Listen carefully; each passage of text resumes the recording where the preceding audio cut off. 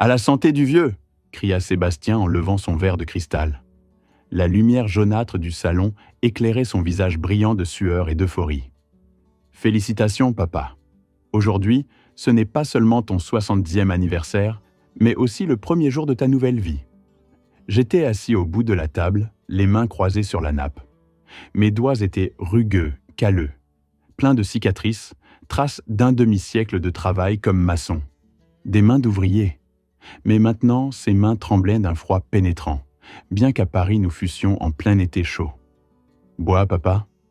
Laure, ma fille cadette, approcha le verre de ma bouche.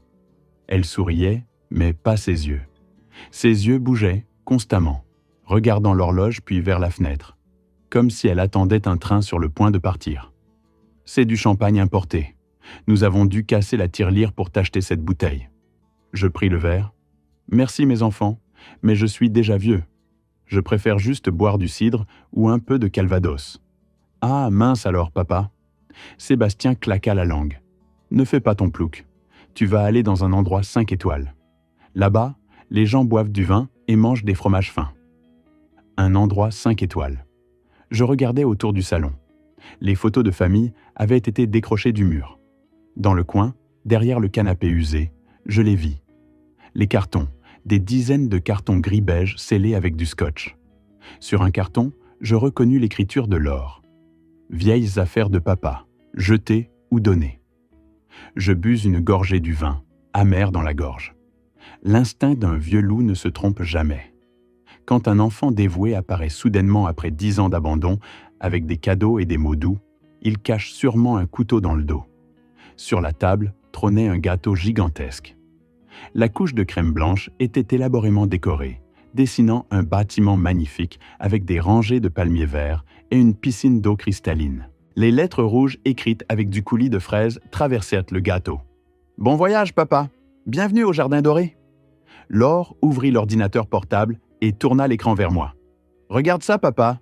C'est les Jardins Dorés, à 2 heures de Paris. Air pur, sans fumée, sans klaxon. Regarde, ta chambre est une suite de luxe avec écran plat, matelas orthopédique et infirmière 24h/24. Sur l'écran, des personnes âgées aux cheveux argentés riaient joyeusement avec des verres de cocktail. Ils ne me ressemblaient en rien. Je regardais mes vêtements, une chemise à carreaux usée et un pantalon brillant aux genoux. « Ça a l'air joli, » dis-je. « Mais ça doit être très cher, n'est-ce pas ?» Sébastien se frappa la poitrine. « Le bon coup cher, papa. 4 000 € par mois. Nous avons dû vendre tous les bijoux de Laure et emprunter à des amis pour payer l'acompte du forfait complet de 5 ans. Mais ça ne fait rien, du moment que tu profites. 4 000 €. Le nombre dansait dans ma tête.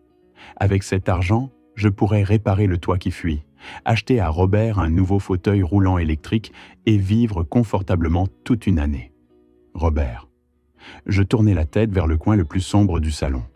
Robert, mon pauvre fils cadet, était assis dans son vieux fauteuil roulant. Il avait 35 ans, mais son esprit était comme celui d'un enfant de 3 ans après ce terrible accident de moto il y a 10 ans. Sa tête pendait sur le côté, appuyée sur un oreiller sale. Un filet de bave coulait du coin de ses lèvres. Personne n'offrit un morceau de gâteau à Robert. Personne ne lui essuya la bouche. Sébastien et Laure ne daignèrent même pas regarder leur frère une seule fois. « Et qu'est-ce qu'il y a pour Robert ?» demandai-je sans quitter des yeux mon fils cadet. « Si je pars en vacances, qui va s'occuper de lui? Qui va le retourner toutes les 2 heures? Qui va mixer sa nourriture et la lui donner cuillerée par cuillerée ?» La pièce devint silencieuse. Sébastien et Laure s'entre-regardèrent. Un regard plein de signification que je connaissais trop bien. « Ah, ne t'inquiète pas pour ça, papa. » Laure agita la main. « Nous avons tout prévu.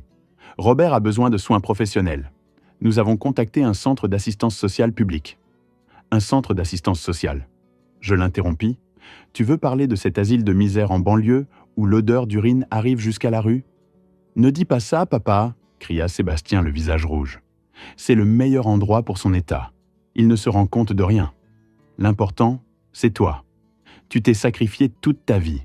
Robert, il est un fardeau. » Un fardeau ? Ce mot fut comme un coup de poignard direct au cœur. Je regardai Robert. Son regard était perdu. Mais en entendant les cris de son frère, il se recroquevilla. Je serrai les poings sous la table. Maudit.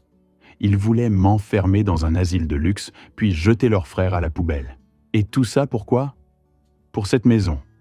Une maison de 3 étages avec façade sur rue, vieille mais située sur un terrain précieux qui prenait de la valeur chaque jour. « Mange du gâteau, papa ?» Laure coupa un énorme morceau et le mit dans mon assiette. Il est très sucré. Je regardais le gâteau. Il n'était pas sucré. Il sentait la pourriture. L'air dans le salon était si étouffant que je n'arrivais pas à respirer. L'odeur de champagne, de parfum bon marché et d'hypocrisie se mélangeait. « Je vais aux toilettes un moment », dis-je en me levant avec difficulté.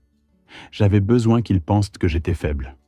Un vieux loup à la chasse doit savoir cacher ses crocs. Je traînais les pieds vers le couloir, mais je ne m'enfermais pas immédiatement aux toilettes. Je me cachais dans l'obscurité de l'encadrement de la porte de la cuisine. Je tendis l'oreille. Dans le salon, les rires s'éteignirent dès que mon dos disparut. « Pourquoi le vieux est si lent ?» siffla Sébastien. « Je vais devenir fou. »« Calme-toi, » chuchota Laure. « Il a tout gobé. Tu as vu comme ses yeux ont brillé en voyant le gâteau ?» Puis sonna un téléphone, une sonnerie insistante et agaçante. « Allô ?» La voix de Sébastien changea complètement. Elle tremblait, était effrayée. « Monsieur Grimaldi, oui, je sais. Je sais qu'aujourd'hui c'est la date limite. »« Non, s'il vous plaît, n'envoyez personne à la maison. Bordel de merde, ma mère est déjà morte, il ne reste que le vieux. » Je retins ma respiration, me collant au mur. Grimaldi. Ce nom, je l'avais entendu chuchoter entre les dames du marché. Un chef d'usurier réputé dans ce quartier. « Je le jure, » continua Sébastien. « Demain matin, le vieux signe les papiers ce soir. J'ai déjà les actes en main. Demain, je vais à la banque. Ce sera sur votre compte avant le déjeuner. Non, ne me coupez pas les doigts. Je vous supplie. » Le son de l'appel qui se terminait. Puis un fracas. « Il t'a menacé ?» demanda Laure d'une voix tremblante. « Il a dit que si demain il n'a pas l'argent, il me mettra dans un sac et me jettera dans la Seine. Et toi non plus, tu n'y échappes pas. Le capital que tu as demandé pour ouvrir ce spa, c'est aussi de l'argent de sa bande. Alors il faut le faire vite, siffla Laure. Dès qu'il reviendra à la table, tu dois obliger le vieux à signer immédiatement. Ne le laisse pas faire son têtu avec l'histoire de Robert. Dès qu'il signe, appelle le transport de l'asile. Qu'il l'emmène ce soir même si possible. » Je restais pétrifié dans l'obscurité. Le sang dans mon corps sembla se glacer. Bon Dieu. Il s'avérait que ce n'était pas qu'ils avaient mal à mes efforts. Ils me vendaient. Ils vendaient le père qui les avait élevés, vendaient leurs frères handicapés pour sauver leur misérable vie. Ils avaient tout dépensé en fêtes et prétentions, sans avoir le courage d'affronter les conséquences. Et maintenant, leur seul bouée de sauvetage était cette maison. La sueur et les larmes de toute ma vie. Je sentis une douleur aiguë dans la poitrine. Mais ensuite, cette douleur se transforma en quelque chose de plus froid, plus dur. J'entendis Robert gémir dans le salon. Ce gémissement faible me sortit de l'étourdissement. Si je signe les papiers et que je pars, ils jetteront Robert à la rue. Il mourra lentement dans quelque coin sale, seul et dans la douleur. Non, jamais. Je suis peut-être un vieux de province à leurs yeux, mais je n'ai jamais été un idiot. Je suis Henri, celui qui a survécu à la tempête de 1999, celui qui a élevé 3 enfants les mains vides après que ma femme soit morte. Je respirais profondément, ravalant les larmes, m'essuyais le visage et arrangeais le col de ma chemise. Je ne vais pas les démasquer maintenant. Si je fais un scandale, les collecteurs viendront et détruiront toute la maison. J'ai besoin d'un autre plan, un plan plus cruel, mais plus juste. J'entrai aux toilettes, tirai la chasse d'eau avec force. Quand je sortirai, je ne serai plus le père qui aime aveuglément ses enfants. Je serai le juge. Je me tins devant le lavabo, appuyant les 2 mains sur la céramique froide. Le miroir reflétait un visage que je reconnaissais à peine. La peau pendait, pleine de taches et de rides profondes, les yeux enfoncés et ternes, mes cheveux blancs, clairsemés. C'était Henri à 70 ans. Je me souvenais de mon image d'il y a 30 ans. À l'époque, mes cheveux étaient noirs de jais, épais comme une crinière de cheval, muscles tendus, portant 2 sacs de ciment en montant au 3e étage sans halter. À l'époque, Marie, ma femme, vivait encore. Henri, je crus entendre son chuchotement à mon oreille. « Promets-moi quelque chose, mon vieux. Quoi qu'il arrive, que les enfants ne manquent de rien. » « J'ai tenu ma parole, Marie, » dis-je à mon reflet d'une voix tremblante. J'ai travaillé comme une bête du lever au coucher du soleil. Je n'ai pas osé acheter de vêtements neufs. Je ne suis pas allé chez le médecin quand j'avais mal au dos, juste pour qu'ils aillent dans des écoles privées. Mais peut-être me suis-je trompé. Je les ai gâtés, je les ai trop protégés, faisant qu'ils grandissent sans colonne vertébrale, juste avec une avidité sans fond. J'ai élevé des parasites dans ma propre maison. Je regardais mes mains une fois de plus, doigts tordus, ongles épais et noirs. Sébastien a les mains douces d'employé de bureau. Laure a des ongles longs, peints de façon criarde. Chaque fois qu'elle se fait les ongles, elle dépense des centaines d'euros. Ils méprisent ses mains, ils ont honte de mon odeur de sueur, mais ses mains et cette sueur ont payé le champagne qu'ils boivent. Pardonne-moi, ma vieille, chuchotai-je, avec des larmes jaillissant des coins ridés de mes yeux. J'ai échoué à leur apprendre à être des personnes, mais je n'échouerai pas à protéger Robert. Je me lavai le visage avec de l'eau froide. Le froid me réveilla complètement. Je me regardai droit dans les yeux dans le miroir une dernière fois. Le regard terne disparut, remplacé par un regard aiguisé, froid et ferme. Le regard de quelqu'un qui n'a rien à perdre. Je sortis un vieux mouchoir pour me sécher le visage. Je rajustai ma cravate. Je souris. Un sourire que je n'avais jamais montré devant mes enfants. Le sourire du chasseur tendant un piège. « Très bien, mes chers enfants, » dis-je à voix basse. « Vous voulez jouer à la famille heureuse ? Je jouerai avec vous jusqu'au bout. » J'ouvris la porte des toilettes et marchai vers la fausse lumière du salon. Quand je revins à la table, l'atmosphère semblait moins tendue. Sébastien était assis, jouant avec son verre vide. Laure regardait son téléphone, mais dès qu'elle me vit, elle le cacha rapidement. Un homme inconnu se tenait debout près de la table. Il portait un costume bon marché qui lui allait un peu serré. Les cheveux brillants de gel et il tenait une mallette de cuir usagée. Il avait le sourire d'un requin. « Papa ?» Sébastien se leva d'un bond avec une joie exagérée. « Je te présente Monsieur Durand, représentant des Jardins Dorés. Il est venu personnellement pour nous aider à compléter les formalités d'admission. Bonjour, Monsieur Henri. » Durand tendit une main poisseuse de sueur pour prendre la mienne.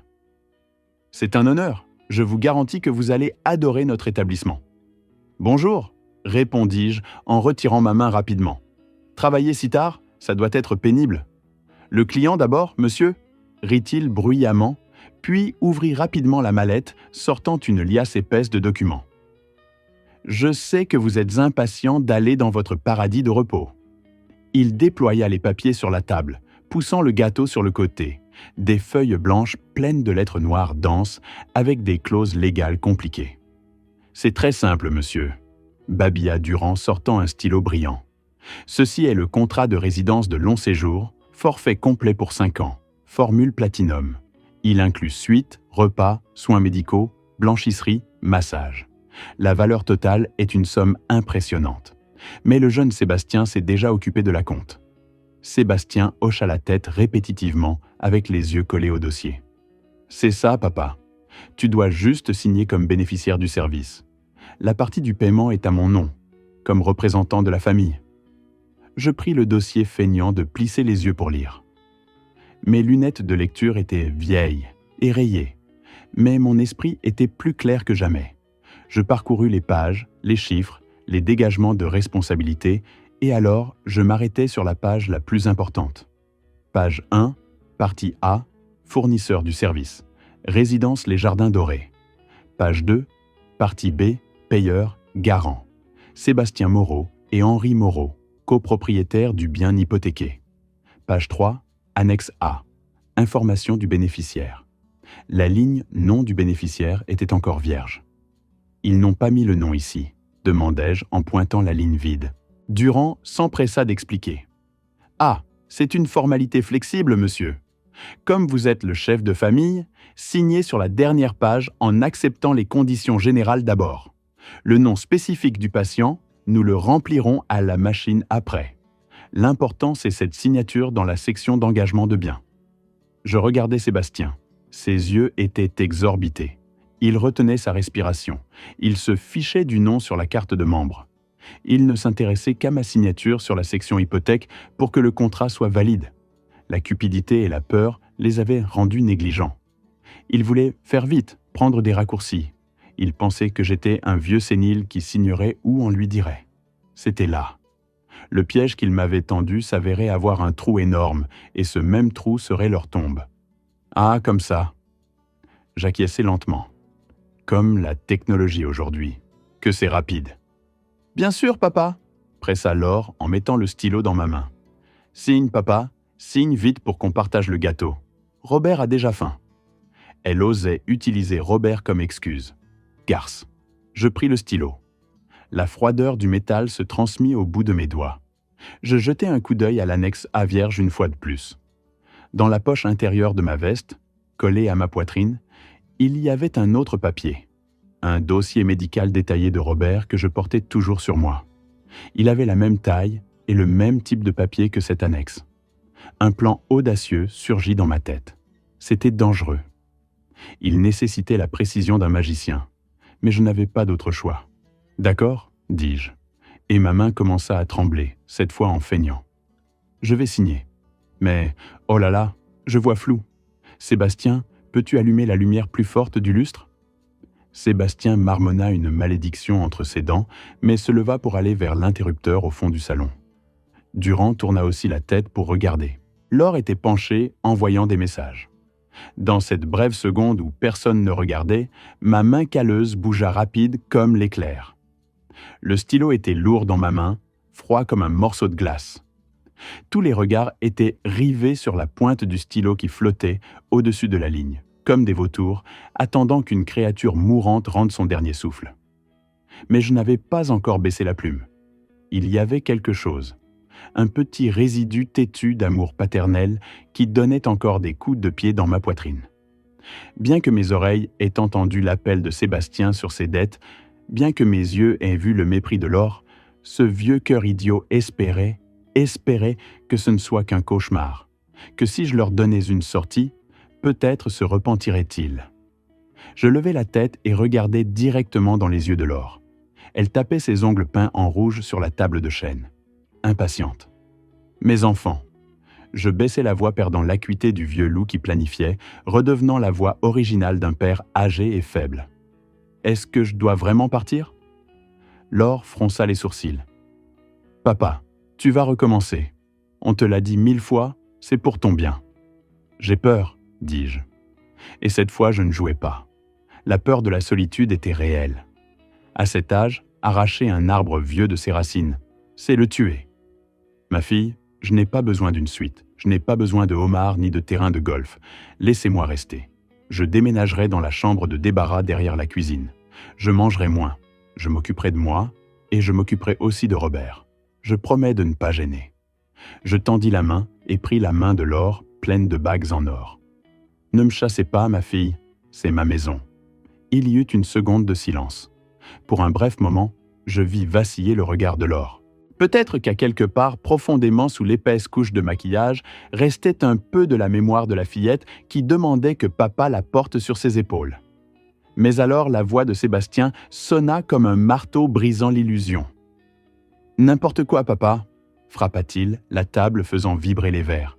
« Ne nous fais pas tes trucs à la dernière minute. La compte est déjà payée. Le contrat est imprimé. Tu vas nous faire passer pour des imbéciles ?» Laure retira sa main d'un coup comme si la mienne était un charbon ardent. L'hésitation dans ses yeux s'éteignit, remplacée par la froideur cruelle d'une commerçante. « Sébastien a raison, papa. » Sa voix se durcit. « Si tu restes dans la chambre de débarras, qu'est-ce que les gens vont penser? Les voisins vont dire qu'on est des ingrats. En plus, cette maison, nous devons la rénover pour en faire des bureaux. Il n'y a pas de place pour les vieux ni les malades. Pour faire des bureaux. » Je souris avec amertume. Ou pour la remettre aux usuriers. Le visage de Sébastien changea de couleur, devint pâle, puis rouge de colère. « De quoi tu parles, vieux sénile? Signe vite, ne m'oblige pas à utiliser la force. » Je regardai profondément dans les yeux de mes deux enfants, une dernière fois. Je ne vis pas de repentir, je ne vis pas d'amour. Je ne vis que la cupidité brûlant intensément, consumant la peu de conscience qui leur restait. Le fil fragile de l'affection en moi se brisa. « D'accord », chuchotai-je en baissant la tête pour cacher mes yeux qui étaient devenus tranchants comme des rasoirs. « Je comprends, vous avez déjà choisi ?» Le test était terminé et ils avaient lamentablement échoué. Je baissai le stylo feignant que ma main tremblait tellement que je ne pouvais pas le tenir. J'avais besoin d'un peu plus de temps pour préparer la grande scène. Ma main gauche chercha inconsciemment dans la poche de la veste mon vieux téléphone. « Quelle heure est-il » marmonnai-je. « Je veux appeler mon compère Pierre, dire au revoir à mon vieil ami avant de partir. » Immédiatement, une main brutale attrapa mon poignet. C'était Sébastien. Rapide comme l'éclair, il m'arracha le téléphone, un vieux Nokia. « Tu n'appelleras personne !» cria-t-il, les yeux exorbités. « Il est très tard. Tu vas déranger les gens ? En plus, le docteur a dit que tu es dans une phase sensible. Le mieux, c'est de t'isoler de l'extérieur. » « Mais c'est mon téléphone. Maintenant, c'est moi qui le garde. » Sébastien mit le téléphone dans la poche de son pantalon et attrapa aussi le portefeuille de cuir usé que j'avais laissé sur la table. « Le portefeuille et tes papiers d'identité aussi. Je les administrerai pour toi. » Je le regardai lui, puis ce Durand. Il se contenta de hausser les épaules avec un sourire hypocrite. « Vous m'enlevez ou quoi ?» demandai-je d'une voix tremblante. « Quel enlèvement, papa ?» intervint Laure d'une voix douce, mais menaçante. « C'est de la protection. Tu es confus. Si tu sors dans la rue, on peut t'arnaquer. Allez, concentre-toi sur l'important. Monsieur Durand attend. » L'air dans le salon devint soudain dense, étouffant comme une cellule. La porte principale était fermée à clé, les fenêtres aussi fermées hermétiquement. Il m'avait retiré tous les moyens de communication, sans argent, sans téléphone, entouré par 2 enfants ingrats et un courtier sans scrupules. Ils pensaient que ça m'effraierait, que ça me ferait obéir docilement. Mais ils oublièrent une chose. Quand tu accules l'animal le plus docile, il sait aussi mordre. Et je n'ai jamais été docile. J'ai grandi dans la rue, sur des chantiers pleins de voleurs et d'arnaques. Ce truc d'enfermer et d'isoler la victime, je l'ai vu depuis avant que Sébastien quitte les couches. Le fait qu'il m'ait retiré le téléphone et le portefeuille renforçait en fait mon plan. Ils avaient trop confiance en leur contrôle. Ils pensaient qu'ils m'avaient dans la paume de leurs mains. Cette arrogance était leur point faible. D'accord. Je soupirai profondément, laissant tomber les bras. Gardez ce que vous voulez. Je ne suis qu'un vieux qui gêne. Je n'ai droit à rien. Donnez-moi le stylo. Je signe pour en finir. Sébastien soupira soulagé, détendit les épaules. Le sourire victorieux revint sur ses lèvres. Il poussa le contrat et le stylo vers moi une fois de plus. « Voilà ce que j'aime, » dit-il. « Vite et simple. Finis de signer et je te sers un autre verre. » Je pris le stylo, mais cette fois, je ne regardais pas le papier. Je regardais la bouteille de champagne qui était juste au bord de la table, près d'où était assis Durand. Le moment décisif était arrivé. Je tins le stylo de la main droite, feignant de m'appuyer avec force sur le papier pour prendre de l'élan. Ma main gauche s'appuya sur la table, juste à côté du verre de vin rouge plein que Sébastien venait de servir. J'y vois mal. Je plissai les yeux, baissant le visage presque jusqu'au papier. Ces lettres ressemblent à des fourmis. Où c'est ? Sur quelle ligne, monsieur Durand ? Durand se pencha en avant, pointant de son doigt boudiné la ligne inférieure. Ici, monsieur, juste au-dessus d'où c'est marqué « chef de famille ». Ah, je vois, marmonnai-je. Et alors je commençai à tousser. Une crise de toux violente, déchirante, qui secoua ma poitrine maigre. Je me pliai. Tout mon corps convulsait à chaque toux, et dans cet instant de chaos, mon coude gauche partit comme une flèche, frappant accidentellement la bouteille de champagne et le verre de vin rouge. Crash. La bouteille se renversa. Le verre de cristal se brisa en 1000 morceaux. Une cascade de liquide rouge foncé éclaboussa toute la table, directement sur la chemise blanche et le costume de Durand, tachant aussi les papiers étalés devant lui. « Bon sang !»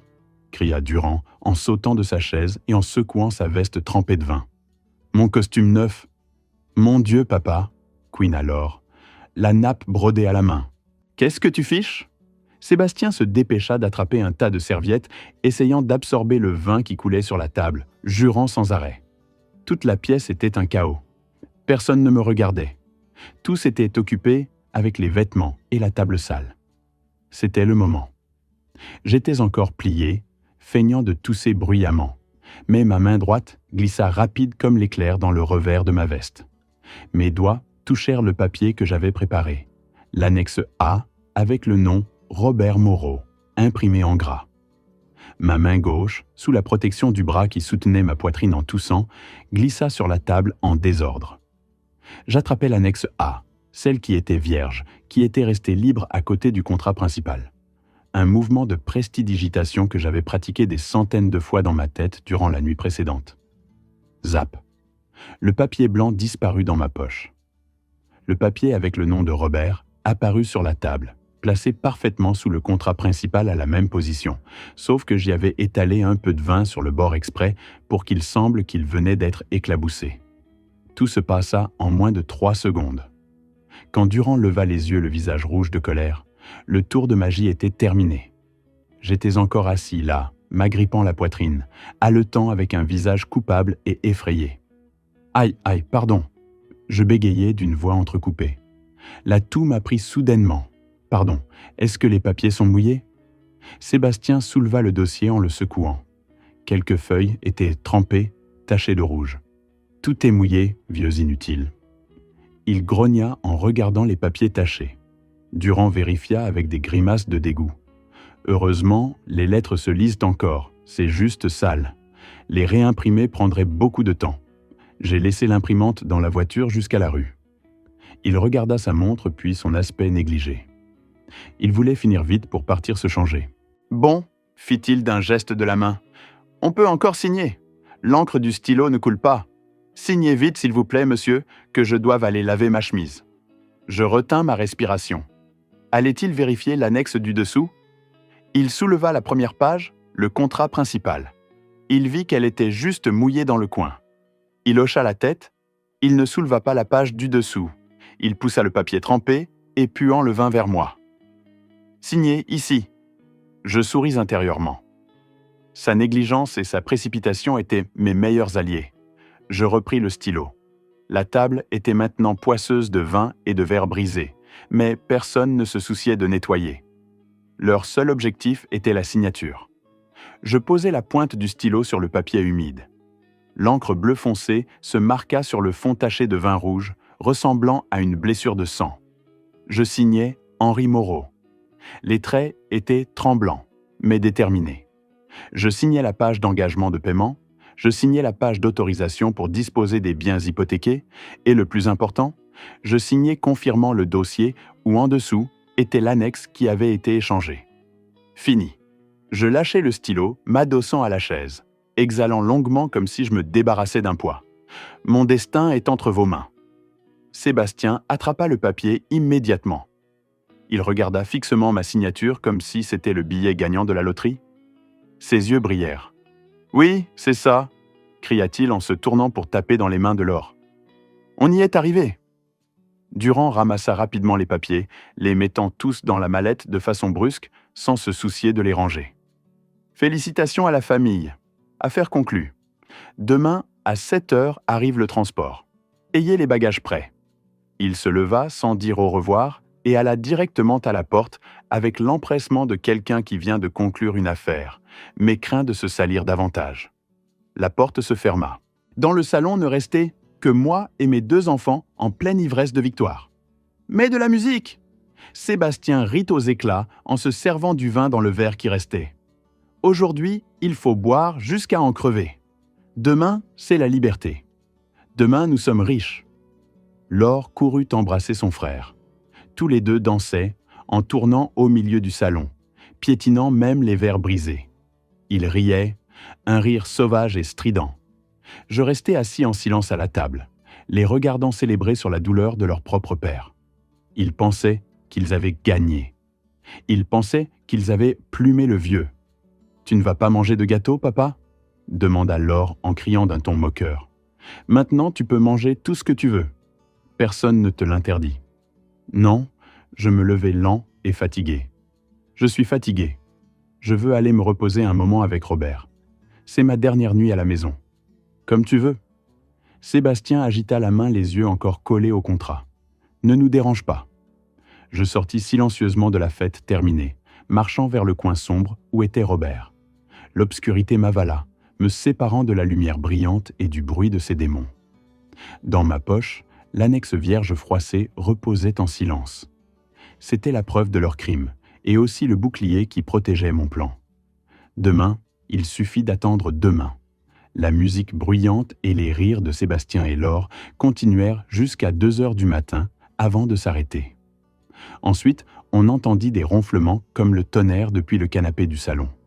Ils dormaient ivres là même, serrant le dossier comme si c'était un pot d'or.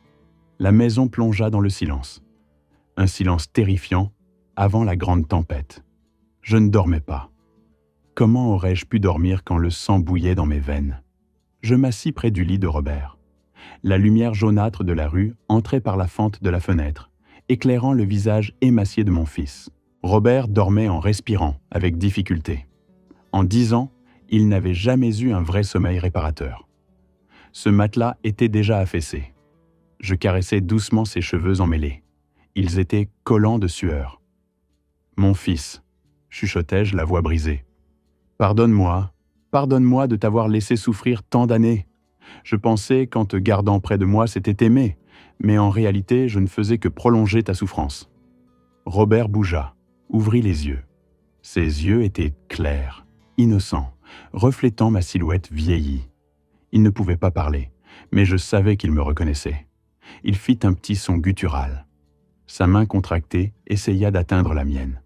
Je pris cette main froide et la collai à ma joue. « Écoute-moi. » Je m'approchai de son oreille. « Demain, tu feras un long voyage. Tu n'iras pas dans un asile minable. Tu iras dans un endroit très beau. Il y a des jardins, la climatisation, des infirmières qui sentent de bon te laveront et te donneront des massages tous les jours. Tu mangeras bien. Tu dormiras dans un matelas moelleux. » Robert cligna des yeux. Il semblait écouter attentivement.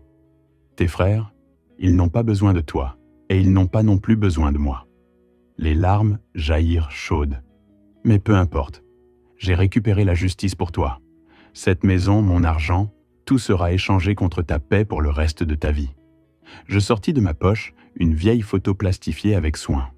C'était une photo de toute la famille d'il y a 20 ans, quand ma femme vivait, et Robert était un jeune homme fort souriant sur sa moto neuve. Je mis la photo dans la poche du pyjama de Robert. « Garde ça pour que tu te souviennes que tu as été aimé et que tu seras toujours aimé. » Je l'embrassai sur le front, un baiser d'adieu parce que je savais qu'après demain, je n'aurais pas l'occasion de le revoir. Mon plan me laisserait sans rien. Je devrais errer pour survivre. Mais je préfère mourir de faim dans la rue que de laisser Robert souffrir un jour de plus. Dors, mon fils. Je lui tapotai l'épaule. Dors pour avoir des forces. Demain, tu seras un roi. Et moi, je serai le cauchemar de tes frères. Je me levai, allai à la fenêtre et regardai le ciel noir dehors. À l'horizon, une bande de lumière ténue commençait à apparaître. L'aube approchait. L'heure du jugement était arrivée. La lumière du soleil se filtrait à travers les fentes des rideaux poussiéreux, éclairant directement le tas de bouteilles vides roulant sur le sol. Tout le salon puait l'odeur aigre d'alcool vieux et de nourriture rance, un décor désolant après la beuverie de Victoire. Je m'étais levé depuis 5 heures. La dame aux crêpes du coin salua de la main. « Au revoir, monsieur Henri. »« Vous partez en voyage? Comme vous êtes élégant. » Je souris, touchant le bord de mon chapeau pour rendre le salut. « Oui, je pars pour un long voyage, Madame Dubois. Un très long voyage. » Je ne pris pas de taxi. Je marchais vers l'arrêt de bus sur l'avenue principale. Chaque pas était ferme. Je me sentais léger, sans le fardeau de me soucier d'enfants gâtés, sans la peur constante que Robert soit abandonné. J'avais accompli ma mission de père de la manière la plus cruelle, la plus douloureuse, mais aussi la plus nécessaire. La gare routière était bruyante et chaotique comme toujours. Le son des haut-parleurs annonçant les voyages, des gens offrant des billets, des enfants qui pleuraient. Je fis la queue au guichet économique. Pas de billets d'avion pour l'Italie ou l'Espagne, comme j'avais menti une fois. Je n'avais pas d'argent pour ces luxes et, honnêtement, je n'en voulais pas non plus. « Donnez-moi un billet pour Lille », dis-je à la vendeuse à travers la vitre épaisse. Lille, la ville industrielle du Nord, lointaine, poussiéreuse, mais qui manque toujours de main-d'œuvre. On dit que là-bas, si tu as la santé et l'envie de travailler, tu ne meurs jamais de faim. Aller simple ou aller-retour, monsieur? Simple, répondis-je de façon tranchante. Je ne compte pas revenir. Avec le billet en main, je cherchais une place libre sur le banc d'attente en plastique dur. J'ouvris ma petite valise, sortis le sandwich au jambon que j'avais caché depuis hier soir. Il était un peu sec, mais je le mangeais avec plaisir. Pendant que je mâchais, je regardais le flux de gens passer. Je me demandais où étaient de Sébastien et Laure à cette heure. Peut-être cachés dans quelques motels bon marché, tremblant chaque fois qu'ils entendaient une sirène? Ou peut-être les avait-on déjà attrapés? Quoi qu'il arrive, c'était leur vie. Ils étaient déjà adultes. S'ils survivent à ce désastre, peut-être apprendront-ils à être des personnes décentes. Et sinon, eh bien, c'est le destin. Je sortis le téléphone. Pas le vieux Nokia que m'avait volé Sébastien. Celui-là n'avait plus de batterie depuis longtemps, mais un smartphone bon marché que j'avais acheté en secret. J'ouvris la galerie. Apparut la photo de Robert souriant dans l'ambulance ce matin. Il avait l'air si en paix. J'envoyai un message au numéro de Ramirez, le chef infirmier. « Merci mon garçon. Prenez soin de lui. L'argent sera transféré automatiquement le 5 de chaque mois. Ne laissez personne le déranger. » Puis je sortis la puce, la cassai en deux et la jetai dans la poubelle d'à côté. « Bus pour Lille. Départ porte 8. » sonna le haut-parleur. Je me levai prenant ma valise. Mon dos était encore droit. Mes pas étaient encore fermes. À 70 ans, les gens pensent généralement au repos. Ils pensent à la mort, mais je suis différent. Je commence une nouvelle vie. Je laverai la vaisselle, je balayerai les sols, je travaillerai comme gardien de nuit, je ferai n'importe quoi pour vivre avec ces mains. Des mains calleuses qui n'ont jamais su trahir.